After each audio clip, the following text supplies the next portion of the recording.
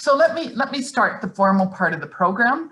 I want to issue a very warm welcome to everyone this afternoon. Here we on Pacific Standard Time, it's only afternoon. I know it's much later for other people across the country, but we are very honored to have all of you join us today for our inaugural Distinguished Indigenous Speakers Series address. So this is the first, we hope, of many excellent addresses. And I would like to now turn the program over to Elder Doris Fox of the Musqueam people to give us a welcome and acknowledgement of the land. Doris. Thank you, Donna.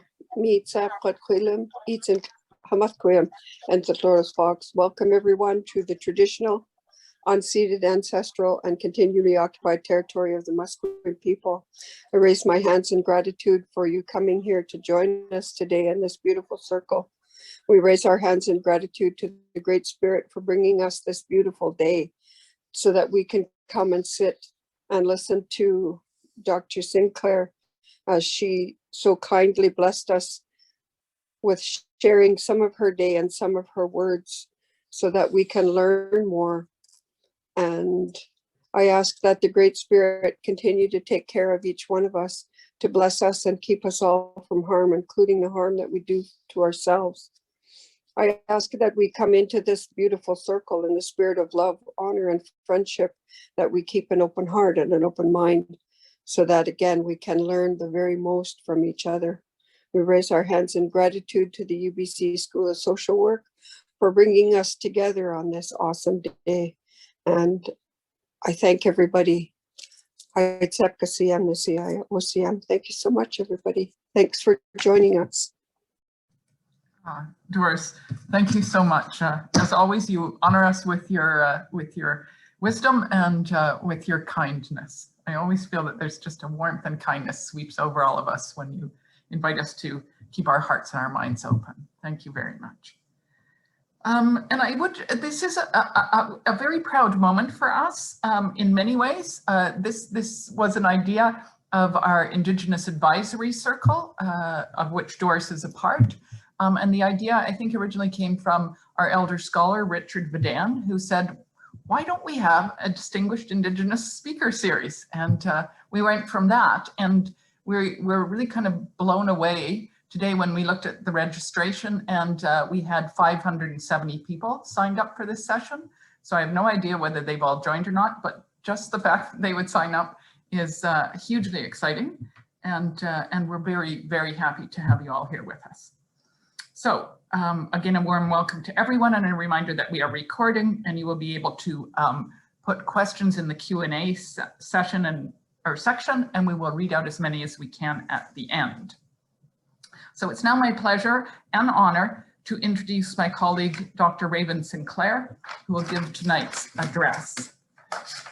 Raven Sinclair is Nehi Yao, Sodo, and Métis from George Gordon First Nation in Treaty 4, Saskatchewan. She is a professor of social work at the University of Regina, Saskatoon campus. She is considered one of Canada's foremost experts on the 60s Scoop. Dr. Sinclair has written several articles on the Scoop and has participated in the creation of a documentary film and a feature Canadian film, both with Scoop themes. Raven is also the author of Wechitowin, Aboriginal Social Work in Canada, and she is currently wrapping up a 5-year SHARC Insight grant that has amassed over 40,000 archives and images pertaining to the policies and events that gave rise to the 60s Scoop. Dr. Sinclair is a member of the Canadian Institutes of Health Research College of Reviewers, the Waikabines Bryce Institute of Indigenous Health Research, and she served as a federal court-appointed advisor to the 60s Scoop Healing Foundation Interim Board. Raven is also the mother of a beautiful teenage daughter. In her spare time, Raven does home renovations, and she confesses to a serious chess addiction. She likes to stay, as you will no doubt hear in her speech tonight, she likes to stay at least one move ahead of her opponents. Over to you, Raven, and many welcomes. Thank you. Thank you, Donna. I'm going to pull up the Okay, so I just tried to share the screen and I can't share it. So I'll just do sort of my introduction while perhaps Marie does something in the background so that I can share my screen. Tante kahkia nuako magnak otsquapit nasigason posakanati oschinia kita tamaskat noao. Kenaskomtin awiak kawi komtik otaka pixquyan manoch. My name is Raven Sinclair, and it's just a real pleasure and a privilege for me to be here. And I just introduced myself in Cree, in my own language, which is, you know, it's relatively new to me, but it resonates for me. My mother was a Cree speaker, and so it's in my blood. And I just said that I'm from Gordon's First Nation, which is in Treaty 4 territory. And I'm speaking to you from Treaty 6 territory, which is the land of my Northern Cree relatives. We're all related here. And I said, I shake hands with each one of you. And I'm really happy that there were so many registrants. And for the 2 of you that showed up, there will be gifts later. Cookies. I could see from the chat that there were at least 6. So that's awesome. So I'm hoping that at some point, pretty quickly here, oh, there we go. I pushed the share button and there it is. Good. So I'm going to pull up my PowerPoint and share with you a few ideas. The other thing I'm going to do is I'm going to start my timer because I can talk for a very long time. So I've allotted myself sort of 15-minute chunks, and I'll do my best to not go over time.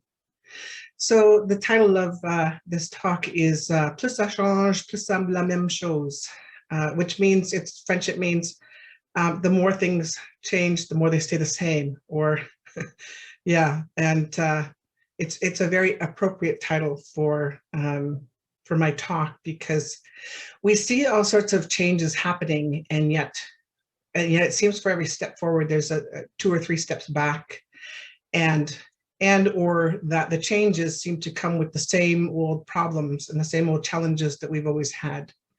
So the subtitle again is the 60s Scoop, the foster care scoop, and the Canadian legal system. And this image, this is my daughter. A couple of years ago, we were in Kingston, Ontario, and we went to an art gallery at Queen's University.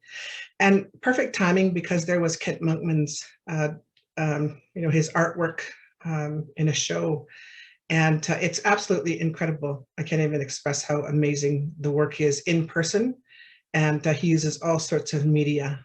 And this is the first time that my daughter had gone to an art gallery, and she was quite enthralled with this image. And what struck me about it, and the reason why I took this picture, is because, I was struck by the fact that she didn't have to experience any of what she's witnessed and, she's witnessing in this image.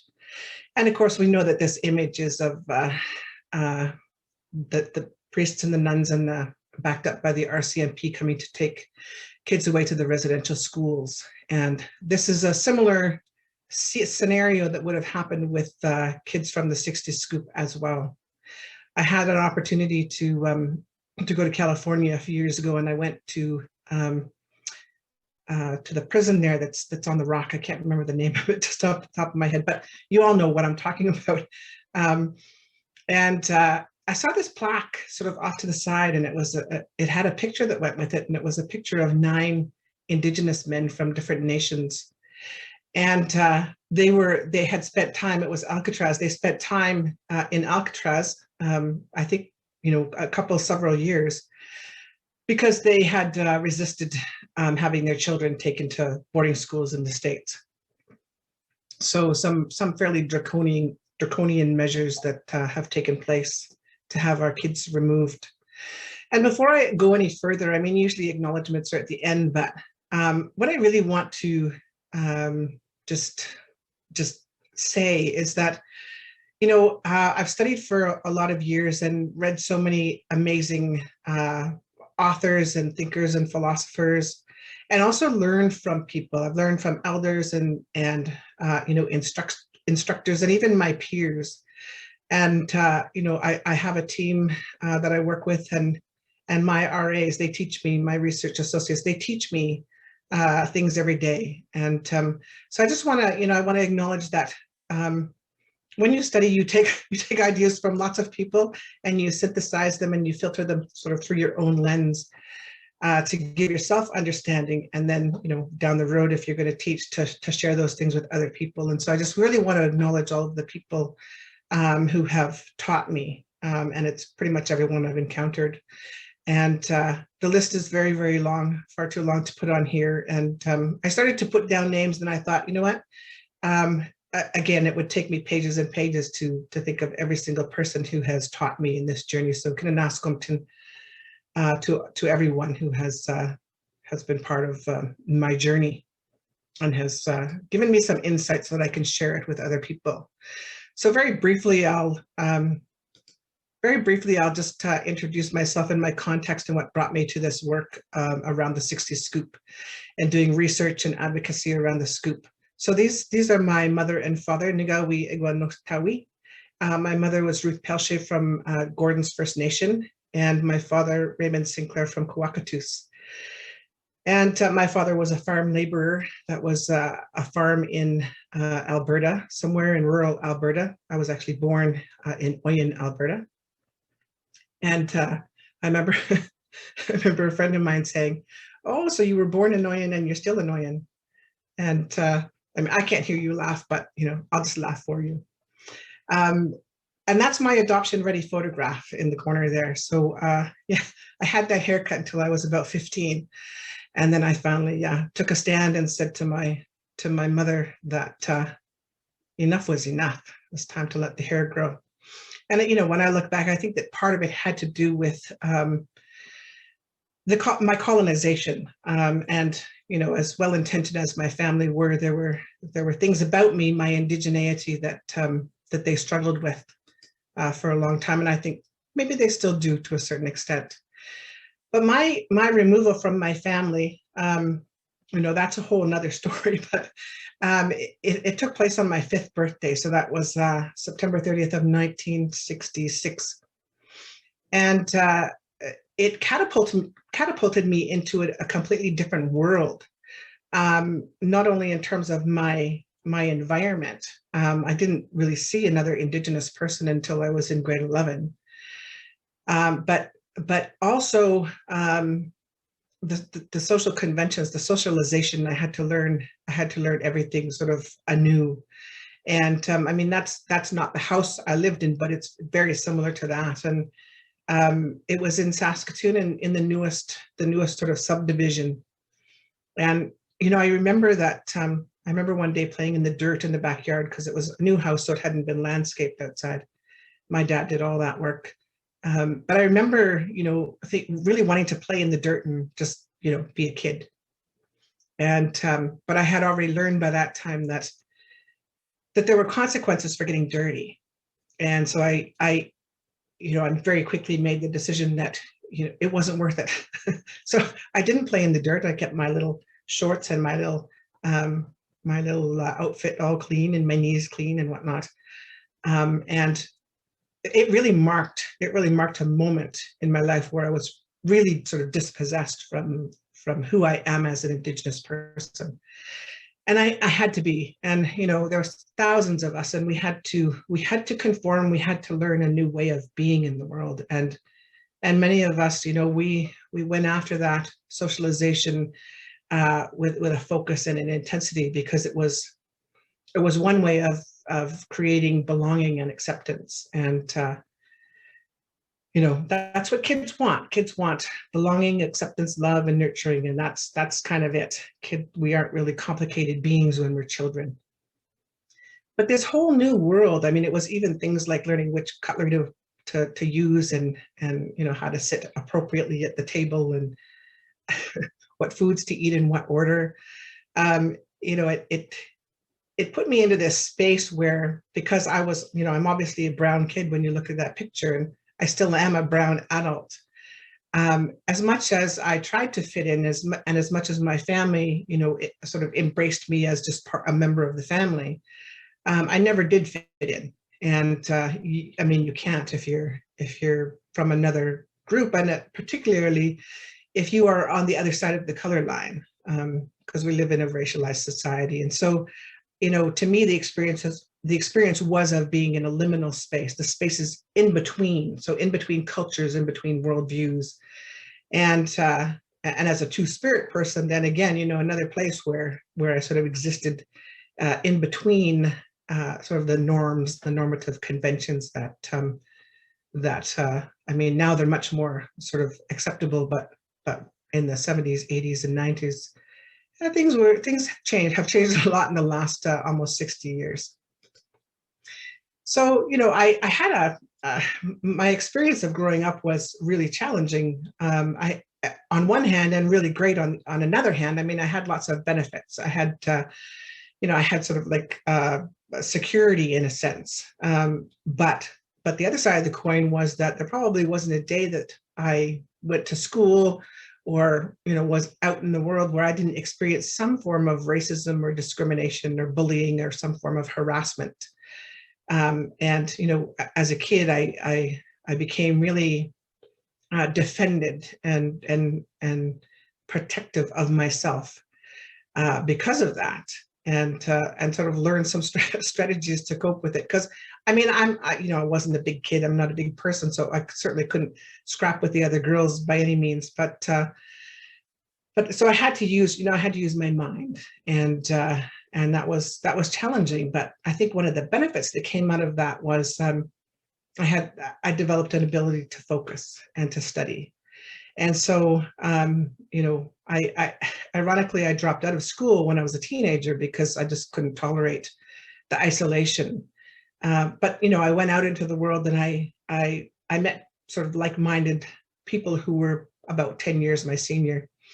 But it gave me a sort of a social circle that was, you know, that was nurturing and supportive. And then, you know, it gave me the courage, I guess, to go to university. So I went to the transitional year program at the University of Toronto. You can go there if you didn't graduate high school. And I went there in 1981, and I stayed in university ever since. So it's one of the addictions in my life that has been probably the most positive one. I don't recommend any of the other addictions. They don't end well.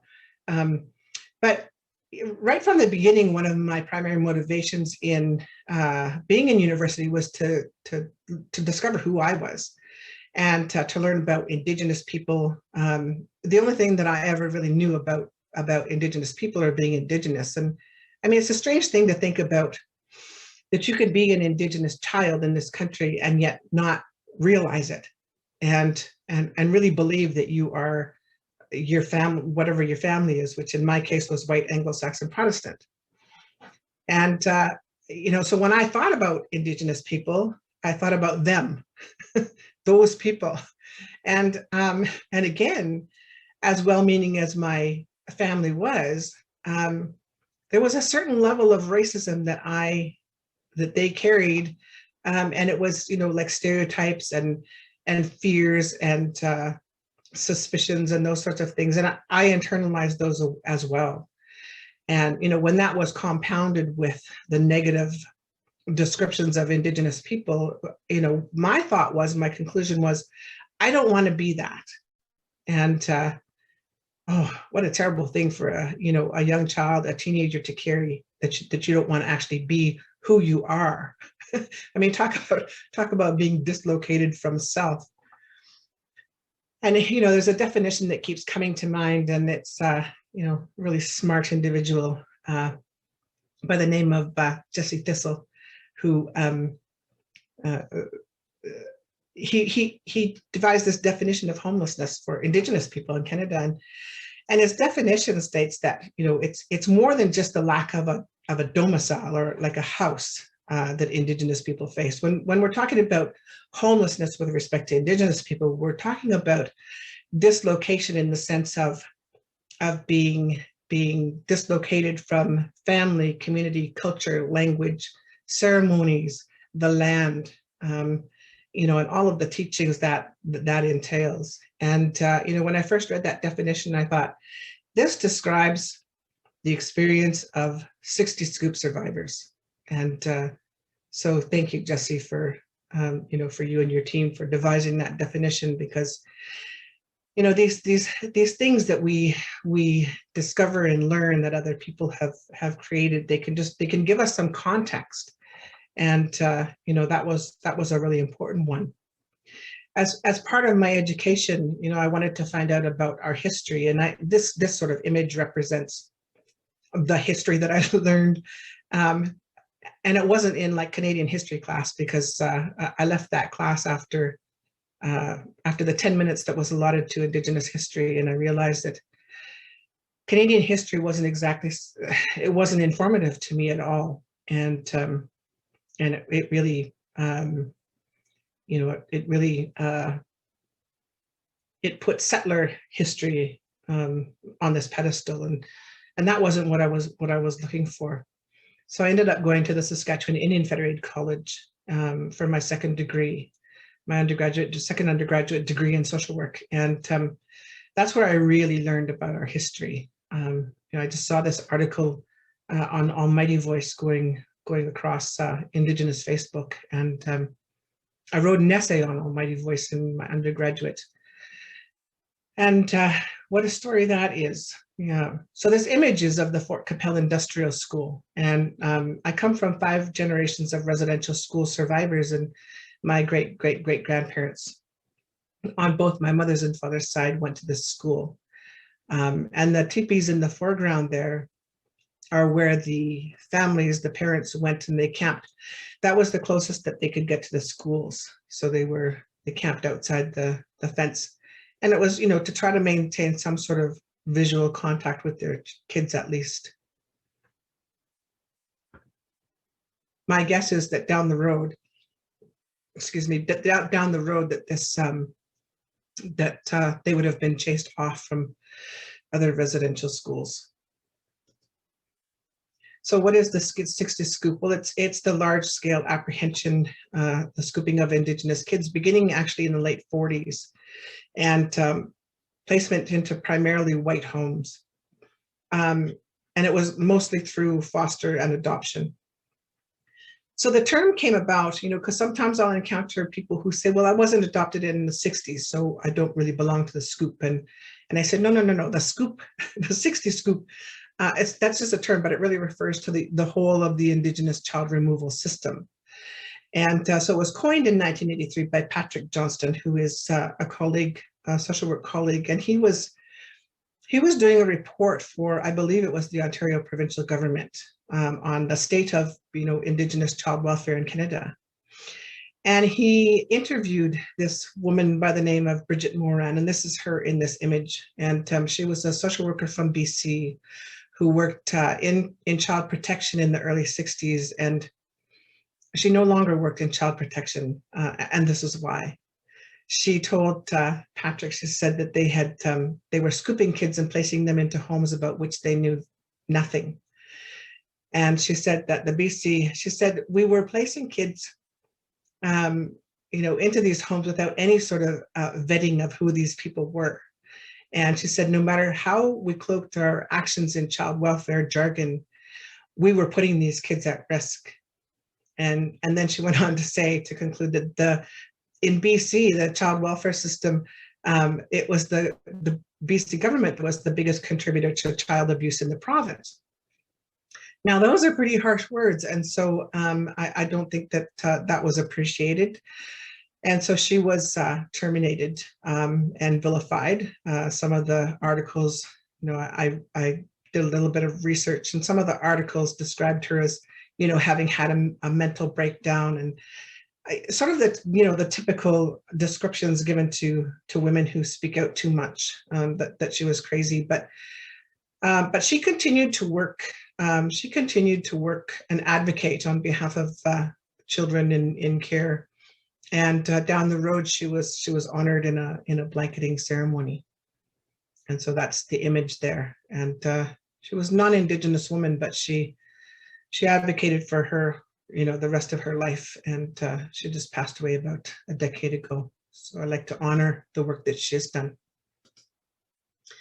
So, so again, the scoop is, primarily between about 1951 and 1991. There's approximately 22,400 status Indian and Inuit children who were placed into mostly non-Indigenous foster and adoptive homes.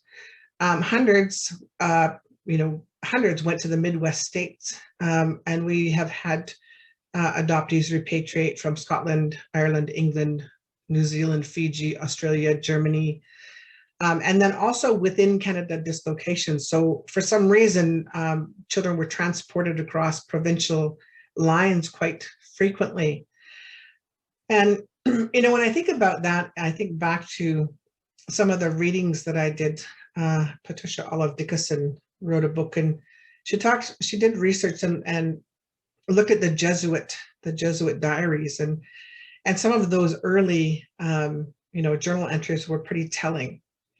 And basically what they said was that because the Jesuits were trying to Christianize, but also educate the Indigenous people in what is now Ontario and the eastern sort of regions. And they were very frustrated because they said, well, we have to separate the children from the families. We have to devise a way to do this, because the children have so much autonomy that if they don't like what we're saying, or their interests, go to something else, they'll just get up and they'll walk away. They'll walk out, and and that won't do. And not only that, but their parents love them so much that they'll give them the very food from their mouth. And this notion was about how nurtured and loved our children were and are, and because of that, the autonomy then that our young people sort of carried into adulthood, they were the bosses of themselves. And for the Jesuit missionaries, this wasn't helping their cause of Christianizing and educating Indigenous people. And so so those words of we need to separate them from their families and their communities, and so that we can actually do what we're supposed to do, then we see the echoes of that in the residential schools, and in the 60s Scoop, and in the boarding schools, and in the any other sort of mechanism where our children have been removed. So the map that you see there is actually a creation of my good friend Colleen Cardinal, one of my BFFs. And she's also a 60s Scoop woman, and she's from a community in Alberta, and she was raised in Northern Ontario. And so we worked together, and she had this idea to create an interactive online map. Excuse me. And so the map then shows where people sort of went around the globe. So there's the URL, and you're welcome to go and take a look at that. And the orange line from Canada over to West Germany, that one's me. I started school in West Germany. And yes, ich spreche Deutsch. So the role of social work then, how did social work get involved? Well, I think that it's really a synthesis of a lot of different factors. In 1951, there were amendments to the Indian Act that transferred child welfare sort of jurisdiction to the provinces. And this seemed to trigger the massive involvement of social workers into Indigenous life. And then a decade later, it was sort of buffered and augmented by the Canada Assistance Plan, which was the transferring of tax dollars basically to the provinces to be able to operate and manage child welfare, among other things like education and so on. But if we pop back a decade or decade and a half, in 1947, the Canadian Welfare Council and the relatively new Association of Social Workers submitted a joint presentation to the Senate and House of Commons, recommending changes to the Indian Act that would ensure that provincial health, welfare, and education departments could provide services to Indians on reserve. And then 2 years later, they sent a letter to the Deputy Minister of Mines and Resources. And it's interesting that, why would it be mines and resources? Well, Indigenous Affairs was under the, under sort of the category of, we were in that department of mines and resources. And so, it makes sense when we think about the child welfare system as an economy. And I mean, it's sort of an interesting and tragic irony that our early, our roots are in mines and resources in this system that we operate in. So they sent a letter to this deputy minister requesting that social workers be appointed to assist the new superintendent of welfare for Indian Affairs. And the response that same year said that, yes, this is a good idea. And within a year, 9 social work offices had been created across the country to assist in Indian welfare services. And the other thing is that it was in the early 40s, 1943, I believe, that the University of Toronto graduated their first class of social workers. And then we see the proliferation of schools of social work across the country. And so, it makes me wonder about, was it that there was a need and then social work sort of evolved, or did social work evolve and then the need was created? And that's one of those very difficult questions that we have to ask ourselves if we work in this field. And coming into the present day, we have to ask ourselves: is the system in place to the detriment of a segment of the population? Because if that's true, then we need to make change, because we can't really say that we're doing good if it's actually harming people. So as part of my education, I just was looking at some historical thoughts, and I went right back into the Middle Ages. You can look at Hobbes and Locke and some of their articulations of Indigenous people. Even back then, were pretty horrific. But in Canada, I think that it's important as social workers that we look at our own history and understand the racial roots, the racialized roots that we come from, and in some instances, clearly racist. So here we have Mackenzie King saying that Canada should remain a white man's country, not only desirable for economic and social reasons, but also highly necessary on political and national grounds. And then Charlotte Whitten, who was the founding director of the Canadian Council on Child Welfare, had this to say, that our strength and resources are bent to the task of keeping this country strong, virile, healthy, and moral, and we insist that the blood that enters its veins must be equally pure and free from taint. And so, she was referring to immigration and so on, but my concern is that probably, that perspective was applied to anyone who was not, like her or from her sort of social class and so on. Yeah. So a little timeline here, and I'm going to just touch on a couple of these topics because I've got 33 minutes and 8 seconds left. I'm doing quite well. Usually I'm just past the first slide by this point. So again, the scoop, we'll say from the 50s to 85, although, when you look down there, we've got the foster care scoop. So it actually hasn't really stopped. The removal of Indigenous children has proliferated. And it's how it has changed, looks different, but the outcome's the same.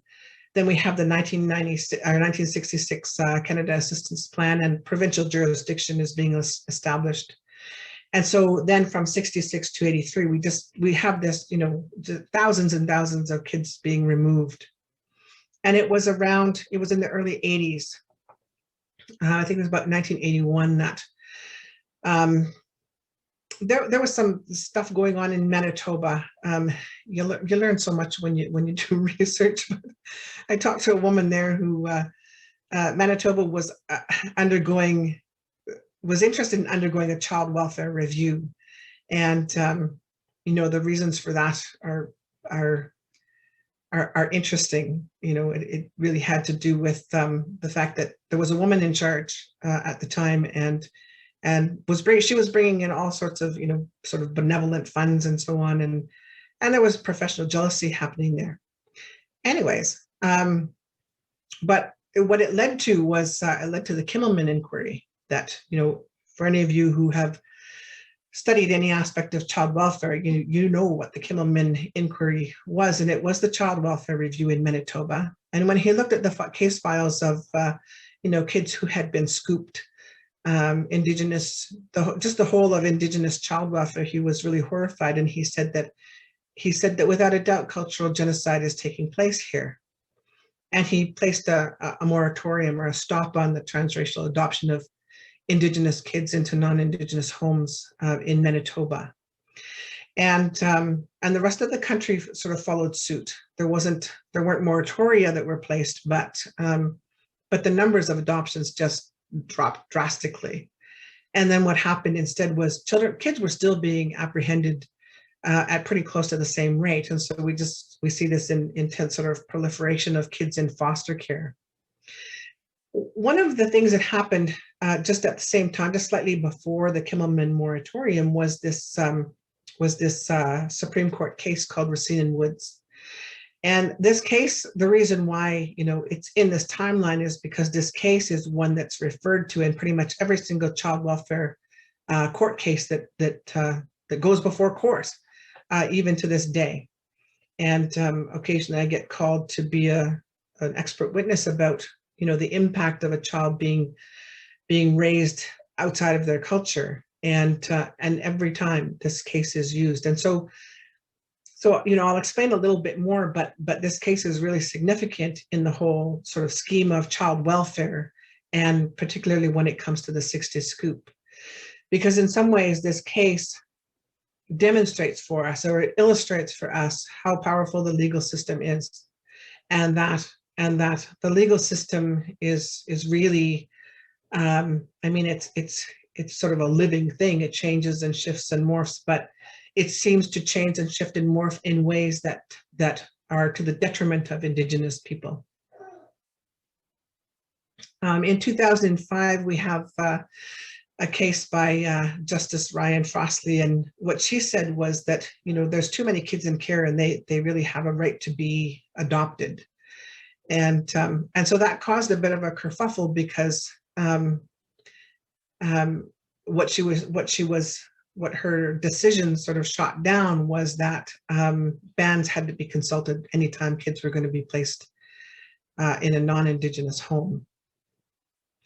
And really, you know, this time period post 1985, and then the moratorium, and then up to the Frostley case, really is the beginnings of the foster care scoop.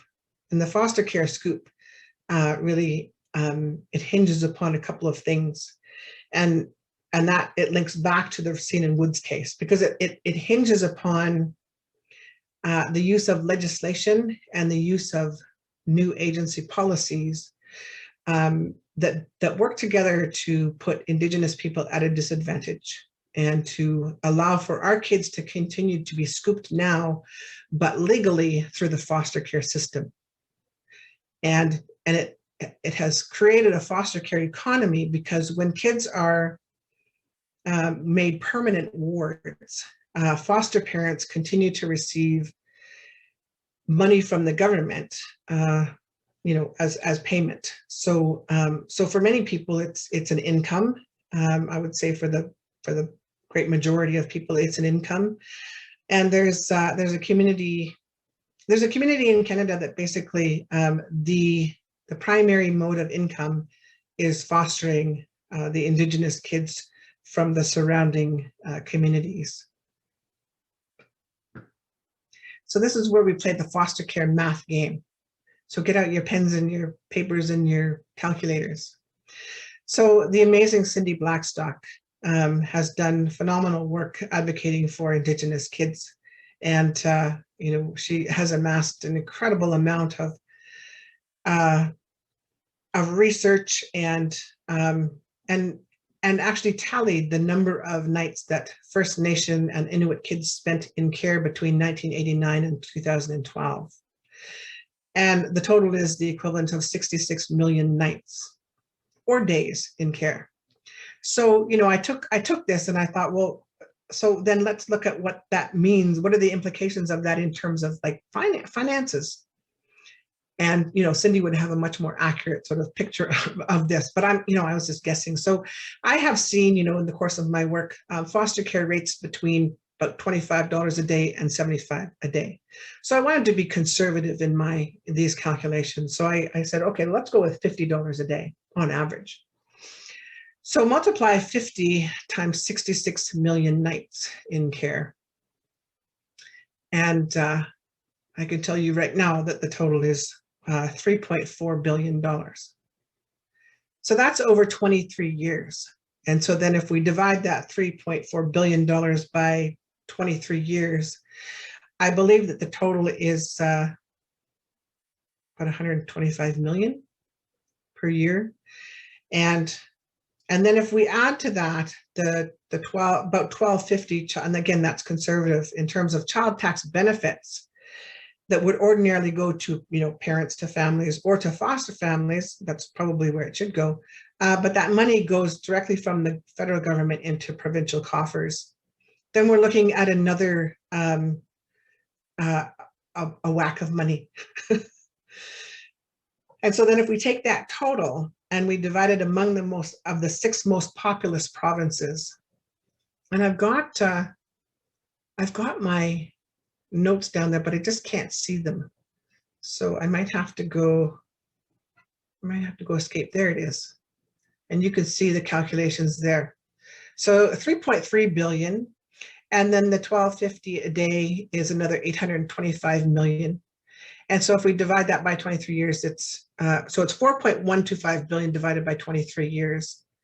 So that comes to 317 million per year, which if we divide between the 6 most sort of populous provinces in terms of Indigenous kids in care, that amounts to about 50 million per year or 4.16 million per month. So if we were to go even more conservative, you know, we'll go down to 3 million per month into provincial coffers for Indigenous children in care. So what's the significance of that? Well, that's a financial incentive. And that is an economy. That is a child welfare economy. Because what that doesn't include, it also doesn't include federal provincial transfers for, you know, things like infrastructure and so on, salaries, that sort of thing. So it's a massive economy, and it operates on the backs of Indigenous children and families and communities. This is of grave concern. Because if we look at the whole of child welfare, you know, it's a system, it's a structure that, you know, there's a lot of people that work in that system. So a lot of, you know, investment and energy into maintaining that system. Because if there's one thing, you know, we learn as we get older is that people will protect their territory. And if their territory is a job as a child protection worker or supervisor, that's the territory. And, you know, if you put that at risk, there's an issue. So, you know, multiply that by tens of thousands of people, and that's a tough place to be.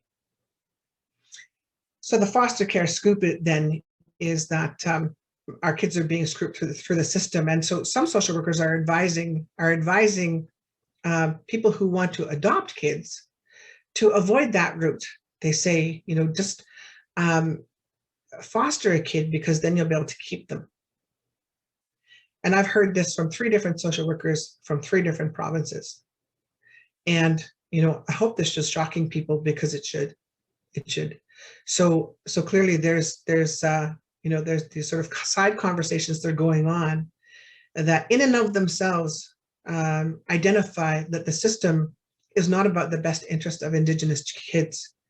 It's about really sort of property exchange and then the financial sort of benefit that comes with that. So in recent years, then agencies have created these policies that if a foster family has a child and, they've had them for a period of time, 3 months to however long, when it comes time for the foster parents to relinquish the child back to the agency so that they can be placed back with their family, they have the right to say no. And if they say no, then agency policy kicks in, and they are given a day. They're given a day in court to be able to argue why this child should be given permanency status and placed with them until they're the age of 18. What happens when they get to court, though, is that this Racine and Woods case is brought forward, and almost inevitably we lose, and foster parents win. So there are rare precedents here and there that are being made, but I only know of just one right now. So yeah. So how do we counter this? If you work in child welfare, if you're in management in agencies, if you have any influence in policy, we have to implement a system where foster care agreements are legally binding, so that foster families, so it absolutely directly intervenes in the scooping of our kids through, by using the legal system. So that if you're a foster parent, and bless your hearts if you do this work, because I don't think there's anything more noble than being willing to step in and support, other human beings by taking care of kids. That nobility, though, goes out the window if there's an economic motive behind it, or if the goal is to just have a child for yourself. And so legally binding foster care agreements would disrupt that very quickly. So my apologies for all this slipping around. It's very slippery, my mouse. It's very touchy. So so these are the downstream machinations of a problematic system. And here's the quotation: "Don't go through the adoption stream. Become a foster parent, because if you've had the child for a while, you'll be able to keep them permanently and get financial support until they're 18. And so the legal system, there are legal exceptions and very sort of legally malleable concepts that have really paved the way, because in court cases, these concepts are used to take our kids away. And I remember there was this one situation where so this notion of attachment, right? The notion of attachment is that if a kid has been in foster care for a period of time, that they're naturally going to be so attached to the foster family that if they're taken away and put back with their birth family, then they'll suffer untold psychological harm. Well, there was a case of a grandfather in BC who had his grandson for 3 years, for the first 3 years of his life. And when it came time, for him to go to court and, to argue to keep his child, do you think that attachment was the argument used for him to keep his grandson? No, it wasn't. It was that the non-Indigenous home would have more resources. So the legal system is, it's really an interesting system that it's not about justice. I realize it's one of the first things you're told in law school. It's not about justice. It's not about compassion. It's really about the best argument that you can make. So this case, just to give you a little bit more detail about it, what Justice Bertha Wilson said, and this is a situation of a young girl by the name of Letitia, who the foster parents wanted to keep her. And in court they said, yeah, you should keep her. And then it was appealed, and the appeal court said, nope, she should be with her family, her culture, her community. The foster parents took it to the Supreme Court and won. And the deciding judge was Bertha Wilson, and she said these two things. So the first one is that over time, the significance of culture for Indigenous kids abates, so it gets less. And the second one is that the precedence has to be given with bonding, because to disrupt that would be, such a horrible, terrible thing.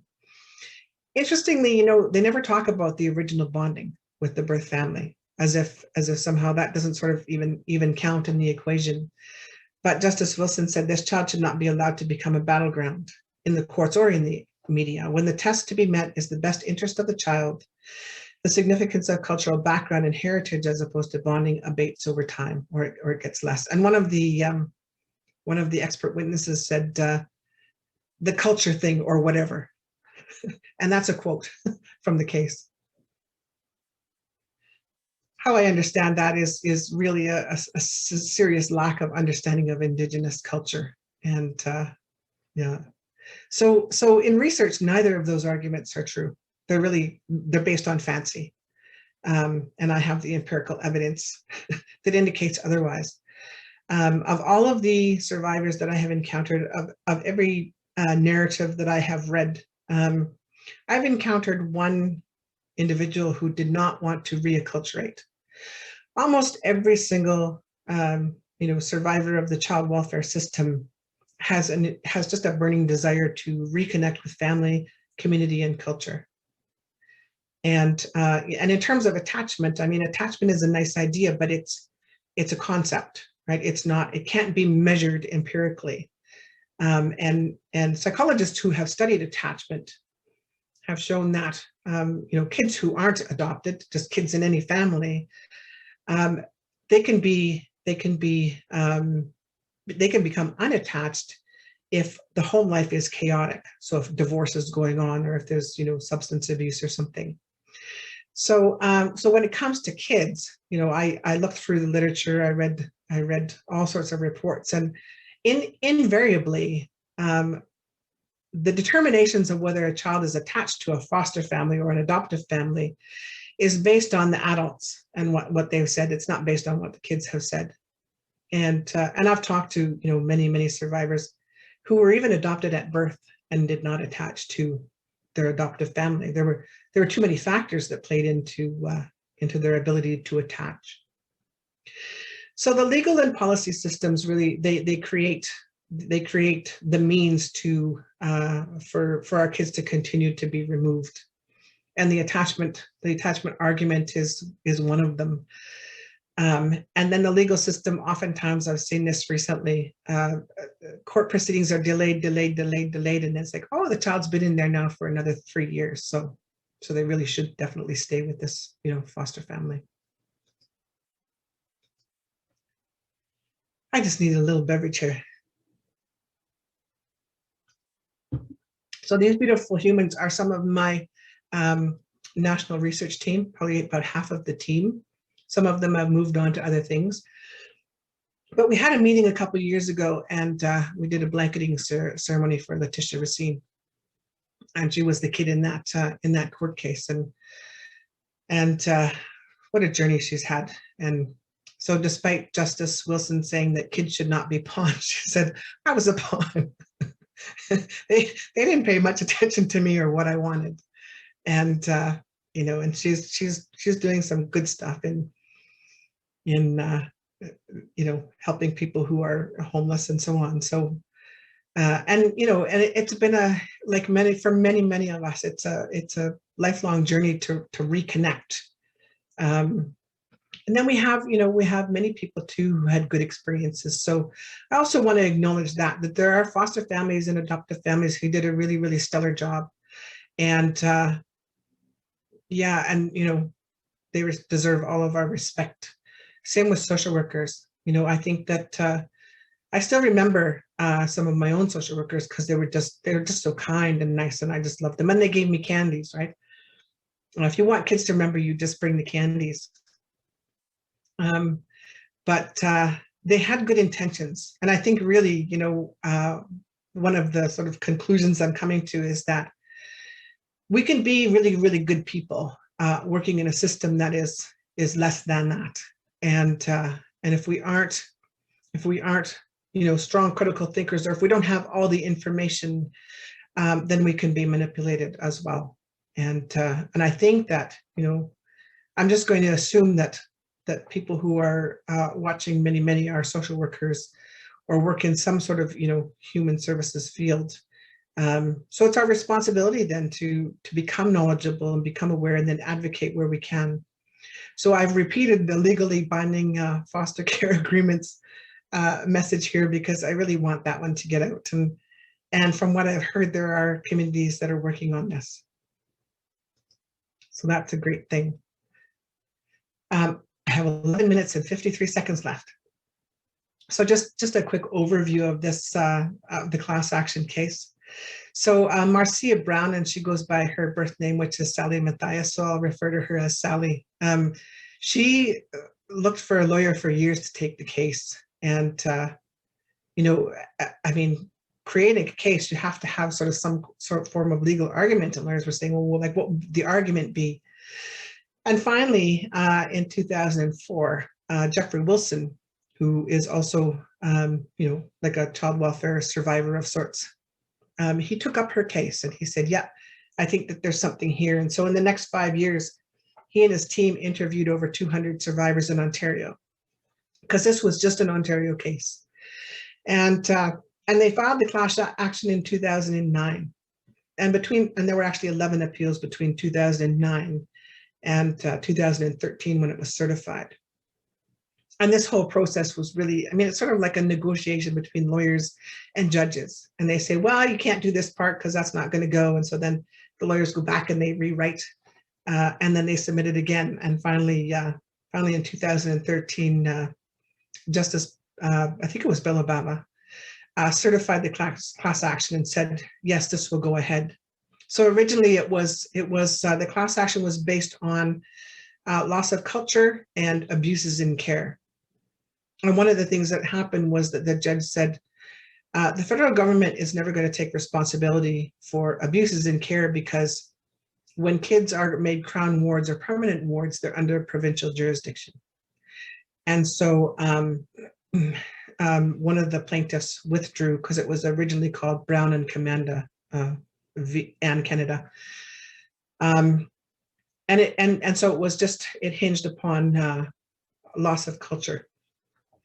And it was a very narrow victory. And the victory really was, it was won because the federal government had signed an agreement with Ontario that if they were going to, you know, take any action with respect to children, this is 1965 agreement, that they would consult with the bands, and they failed to do that when they started to scoop kids.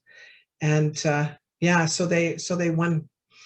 They won in 2017, and then it was approved in 2018. And 2019, we went across the country to consult with survivors about what they want in the Healing Foundation. So that foundation now has a permanent board of directors, and we're going to be hearing from them pretty quickly here about some of the things that they're going to be up to support survivors. So the most significant outcomes, and maybe also a little bit problematic, is that it created a common law duty of care with respect to the preservation of culture. And Jeffrey said, at the very least, it acts as a deterrent to removal. Now, I don't think really anything has changed in terms of removal, but in time, what's going to happen is that social work agencies, child welfare agencies, are going to have to ensure that there's no loss of culture when children are placed into non-Indigenous context. So then my question is, how can a non-Indigenous caregiver preserve and protect Indigenous culture when they know nothing about it? Back in 1966, my parents were told that not to preserve and protect my culture, but, you know, to help me to be proud of who I was as an Indigenous person. And as well intentioned as they were, again, their attempts amounted to a book on the coffee table that was, you know, a really nice big glossy book with all kinds of pictures of teepees and buffaloes and so on. Indians in Canada, you know, I can still see it, and that was it. I think I got a Buffy St. Marie album when I was about 11 or 12. Now that's not culture. Excuse me. That's not culture. Those are sort of the vestiges of culture. And my contention is that if you're not Indigenous, and if you don't know what Indigenous culture is, if you don't have Indigenous friends, you're not involved in an Indigenous community, you can't protect and preserve that culture because you don't know what it is that you're trying to protect and preserve. Yeah. So beads and trinkets are not culture. They're just artifacts of the culture. And so I had an interesting experience where I was in court in Quebec. Now, when you testify in court in Quebec, I was an expert witness. You have to stand the whole time. So I had to stand on my feet for 3 hours. It was just brutal. And these very, very mean Crown counsels were just like peppering me with questions. And finally, and I knew it was a lost cause because at the very end, the judge said to me, well, Raven, Dr. Sinclair, if a child, if the foster parents have an Indigenous ancestor in their background, in their lineage, is that sufficient to be able to, support a child with their Indigenous identity development? And here was my response. I said, well, Your Honor, my last name is Sinclair, and I know that in 1754, my Scottish ancestors came, across on a boat, and here I am. Now, I really like bagpipes. The music just resonates for me. I've never tried haggis, but I'd be willing to give it a nibble and see what it tastes like. But the one thing that I would never ever do is assume that I could raise a child to understand what it means to be Scottish, because I don't know myself. And here was the judge's response. And I think she went like this too, a little dismissive movement with her hand. And I knew we were toast right then and there. And we were. So the child's being raised by non-Indigenous people. So this is a problem because when we think about child welfare, when we think about provincial sort of guidelines around the placement of children, all provinces have they have these guidelines with respect to the best interests of the child. So what are the best interests of Indigenous children, and they have these statements around the protection and preservation of Indigenous culture. And yet they can only pay lip service to that because they have no idea. They have no idea who we are. Most non-Indigenous people don't, unless they have, made a concerted effort to learn and make friends with us and become, part of our communities and come to, events and be friends, right? So really those are problematic policies to have in place because there's just no way that they can be sort of ethically honored. And then, more of the same is we have now the birth alert system. I was pleased to note, to read about a year late that Saskatchewan did away with the birth alert system. And so what this is about is that one example is Ontario had one. And I remember being in Ontario and thinking, geez, they could have just come and taken my child anytime they want, because the system was like a risk assessment model. And that children or new births, those children would be at risk if the parents had any of the following, right? Residential school history, a background of involvement with the child welfare system, background of substance abuse, any involvement with the legal system, any mental health issues. So it's like, I don't wear like a label on my forehead that says I'm a professor and I got a job and I got a good job.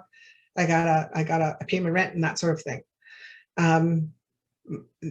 Apparently my daughter was at risk or could be at risk. But really what these systems are is they create a system of vulnerability so that, and this is happening in Manitoba where they're taking a child, I think is it a child a week?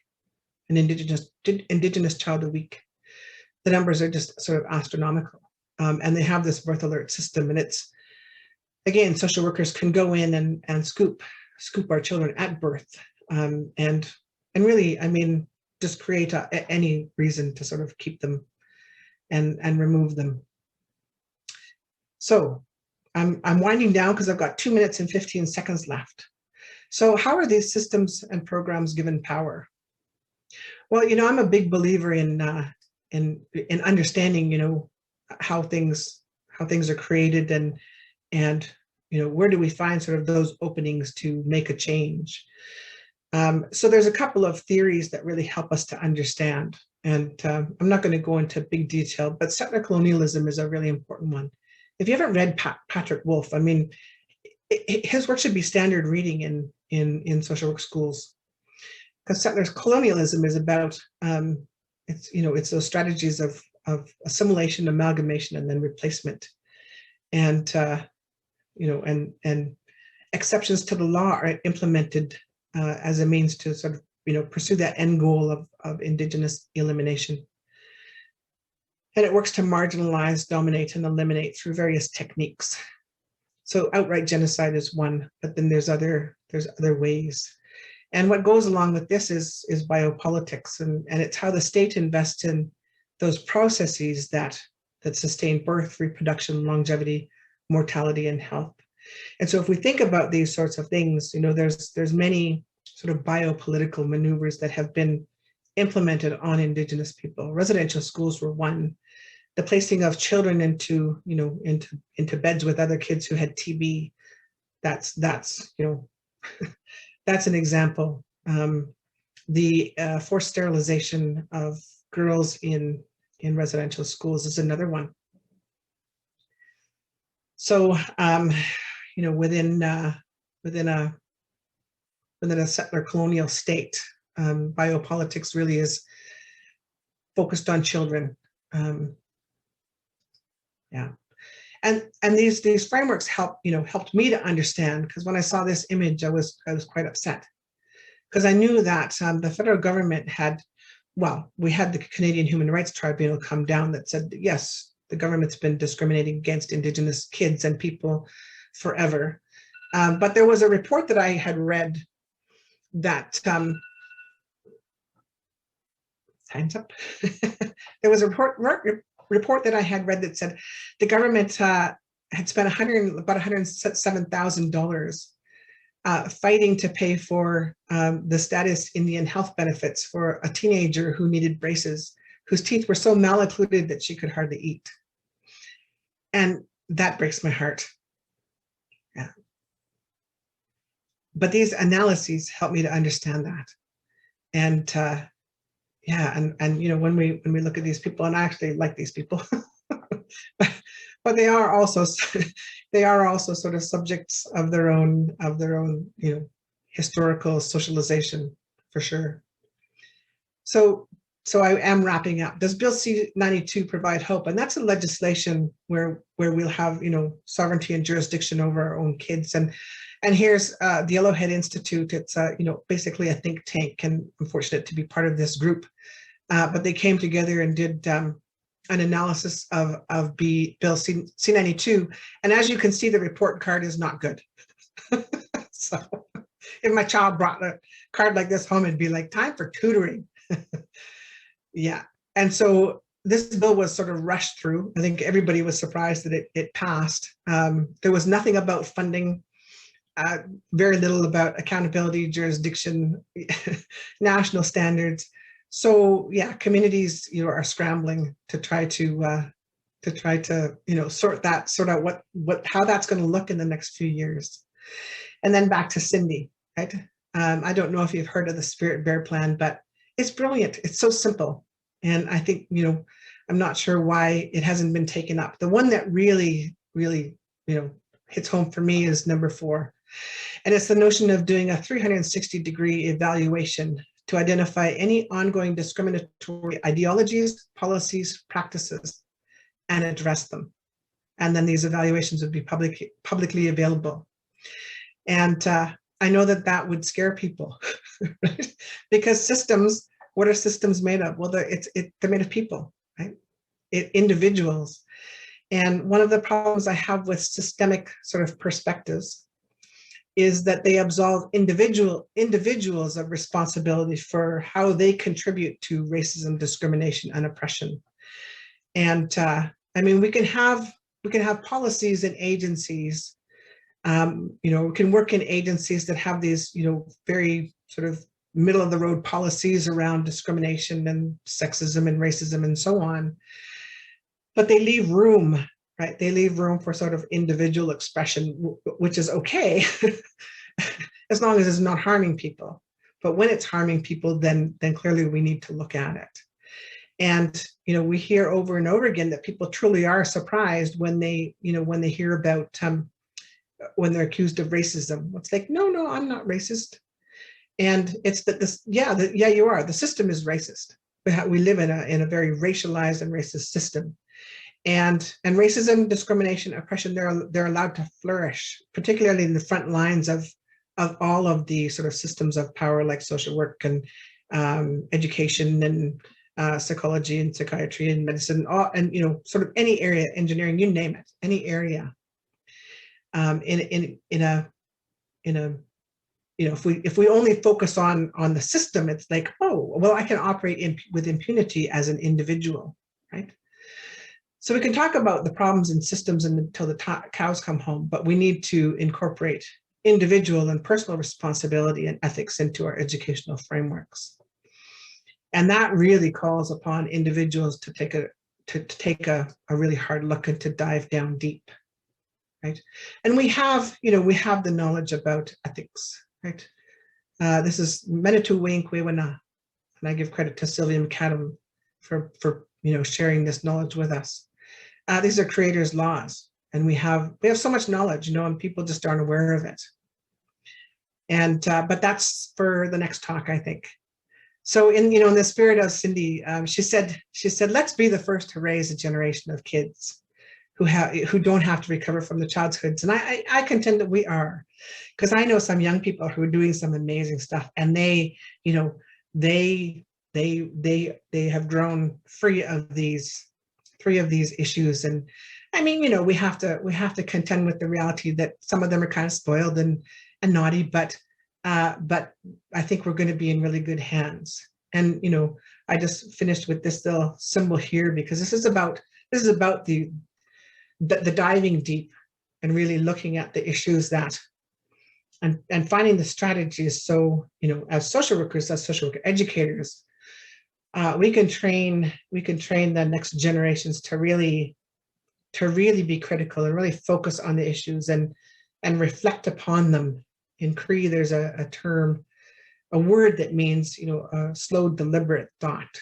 So we need to look at some of these issues and these systemic issues in child welfare, in other areas that we encounter in social work, and really start to get courageous and focused. And yeah, and I think that then we'll see things start to shift. So I want to thank you very much for listening, and for those 2 or 3 of you who stayed, I'm very, very grateful. I'm just trying to find how to stop sharing here. There we go. Yeah, what an honor it's been. So thank you very much. Okay. Brilliant job, Raven. I think we're going to turn it over to Marie, who might read out a question or two in our last few minutes here, but we want to leave time for thank yous.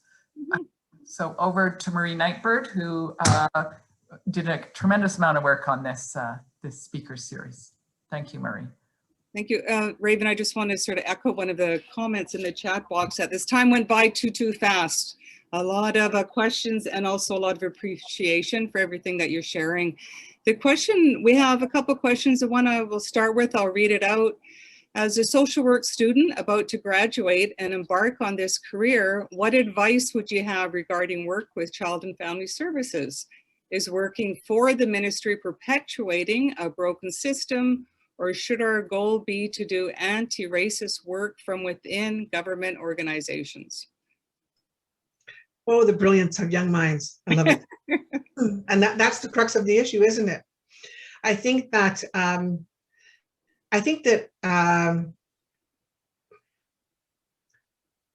that your path, you know, follow your intuition and take the path that you're drawn to, because sometimes like sometimes when we listen, and I don't mean just with our ears and not just to people, but to the universe, to the ancestors, we're taken into paths that we don't really know why we're going there. But down the road, we'll understand that we learned something really, really valuable. So I had some pretty horrible jobs when I was young, and I learned something really valuable from each one. And sometimes it might be that you come out of there knowing what you're never going to do again. So best of luck to you, and great question, because that's the dilemma, isn't it? Yeah. Okay. The next question from Jeremy: is there an access to justice component? For example, what is the role of legal counsel, and does that play a role? For example, do Indigenous families get legal aid only, and who represents the foster families? So usually the foster families are represented by lawyers that, or provincial crown, because the agency, is a representative of the provincial crown or government. The kids are usually represented by, the bands will retain legal counsel. Mm-hmm. And then on occasion, for whatever reason, they don't have access to those resources, they might do a GoFundMe campaign, or find some other ways. The odd person has the means to retain a lawyer, but man, it's expensive. It's so costly. Yeah. The next question: what would a legally binding foster care agreement contain? It would contain a clause that, I recognize that as a foster parent, my commitment is honored and respected, and that foster parenting is temporary, and that, as difficult as that may be at time, there will come a time when I will return the child to the care of the, to the social worker and to the care of the birth family. And my job as a foster parent is to do my best to support that process in a loving and compassionate way to ease the transition for the child. Signed, dotted, yeah. Thank you. Can we do one more, Marie? Maybe Absolutely. Okay. This is a long one. One of the things that has inspired me to become a social worker is that I'm ashamed of my heritage, as my family adopted / fostered a well-known public speaker survivor of the 60s Scoop. In your opinion, can one do more than advocating and educating and working to change the system? So we do more than advocating and educating and working to change the system? Yeah, I mean, I don't think we all need to be public speakers. And, for some of us, it's one part of what we do. I can think of endless days and nights where I sat at my computer, as students, that's what you do. You sit there and write your essay. Well, sometimes when you go into the working world, it's the same thing. You're doing really, really important work, but it's behind the scenes. So it might be that you're doing research on child welfare cases or something, or you're, just finding another way to do the work in a way that you're drawn to do. But I think any sort of movement takes lots of players, not just the ones that you necessarily see out front. It's like a good feast or ceremony, right? It's all the people behind the scenes that really make it work. Yeah. Okay. So we are unfortunately running out of time here in this most excellent presentation. Perhaps if, in this era of Google, you can always Google Raven, and I'm volunteering her to answer your questions if you want to go on that way. But I do want to have time here for thank yous, because that's an important part of any event. And this being our very first distinguished Indigenous speaker, I think thank yous are even more important. There was a lot of work went into this. So thank you, first of all, to everybody who attended. This would be nothing without all of those who participated by listening, and also with their questions and with the wonderful chat going back and forth through the presentation. And secondly, I really want to thank Elder Doris Fox for her welcome and acknowledgement of the land and her ongoing participation in our School of Social Work here at UBC. I also have to thank our Indigenous Advisory Circle who suggested this idea in the first place and who advise us, I would have to say, very well on the kinds of things that our school should proceed with. Thank you also to Marie Nightbird and Shelley Awata for their excellent work organizing this event. And then finally, but definitely not least, I want to thank you, Raven, for a very thought-provoking, inaugural, and I think social justice engaged and structure-changing address for this, our inaugural event in our Distinguished Indigenous Speakers Series. You have set the bar very high for next year's speaker, and so we hope you'll come join us then and applaud whoever that is. To all of you, I'd really wish you a good night. I guess it's very late where some of you are. I'd wish you a good night, and I would encourage you to stay tuned for next year's Distinguished Indigenous Speaker as we all go forward trying to pursue social justice in this important area. So thank you very much, everyone. Thank you. Thanks everyone for coming. Be well.